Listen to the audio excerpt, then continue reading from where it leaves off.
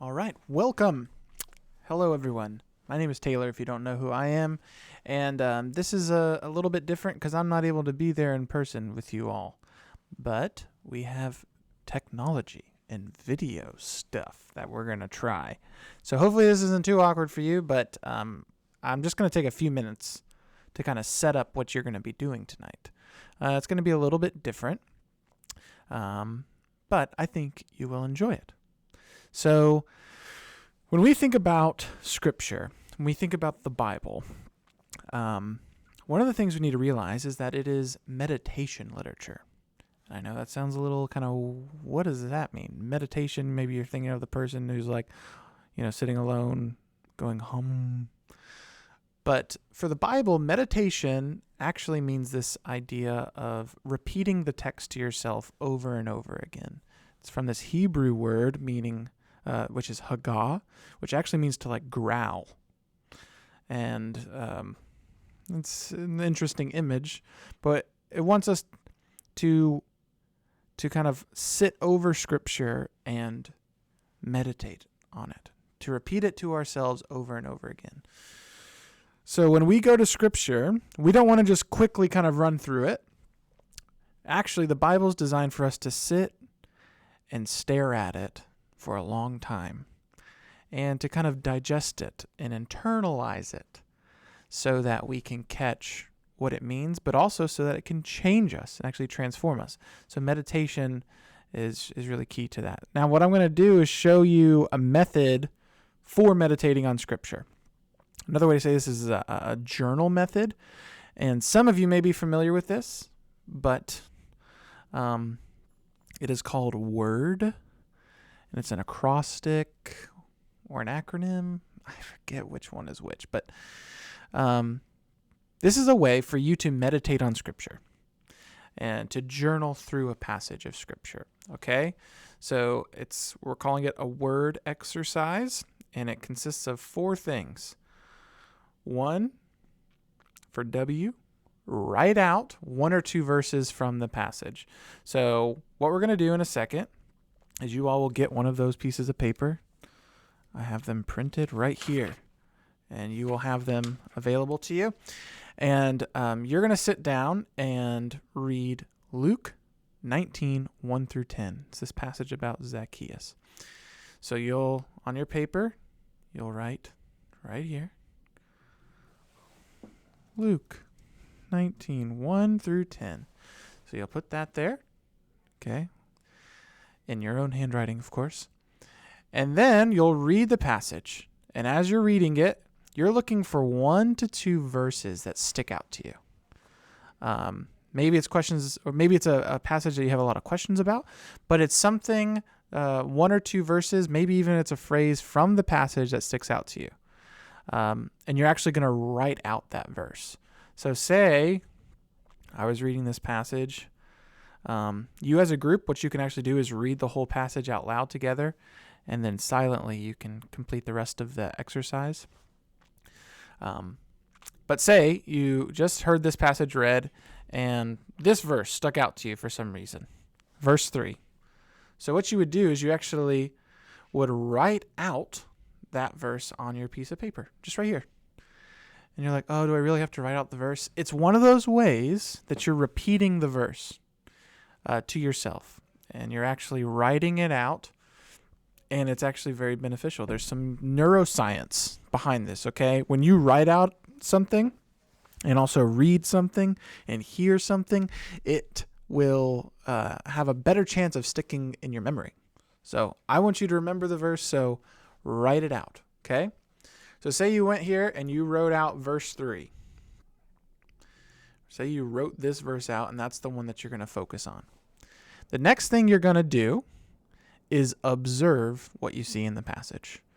Think of this as you're going to summarize this in your own words, and then you're going to ask really good questions, focus on key words, and consider kind of the whole story in the context, okay? So for this passage, he was trying to see who Jesus was, but he was not able to because of the crowd, since he was a short man. Here's some things that I would do. I would summarize this. You have this man, Zacchaeus, who's trying to see Jesus, but he can't. And it seems to be for 2 related reasons. Because there was a crowd that was kind of surrounding Jesus, and he was short. Okay, so that's my summary of it. What questions do I have? Why was Zacchaeus trying to see Jesus? What prompted him to see Jesus? Why was there a crowd following Jesus? What made him so popular? And why does Luke tell us that he was a short man?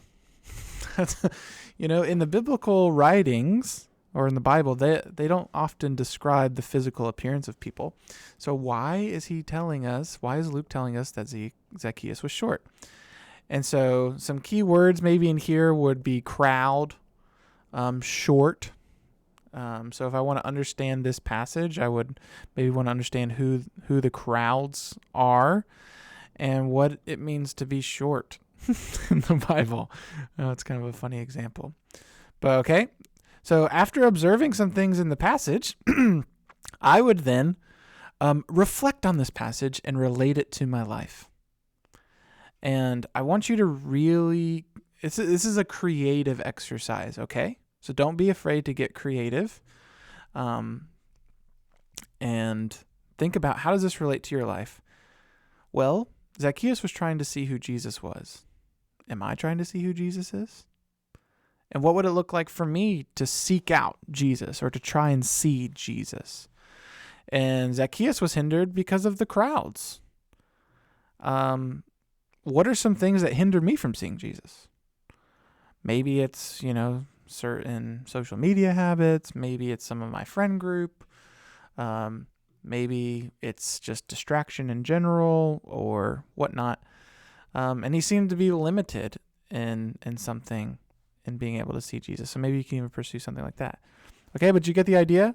After writing out the verse, observing things in the passage, you're going to reflect on the passage and relate it to your life. Just a few sentences. Okay? And you're just repeating it to yourself. And then all of this is like basically you digging into the passage, meditating on it. And we believe, and Scripture actually believes this about itself, that God is speaking to you through Scripture.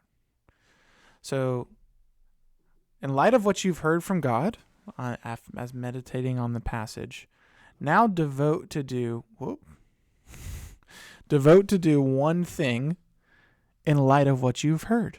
Actually, like one very practical thing. So like for this, you might devote to say, you know what, I'm not seeking to see Jesus very much in my life. Like when I look at my calendar, I really don't think I'm ever trying to see Jesus.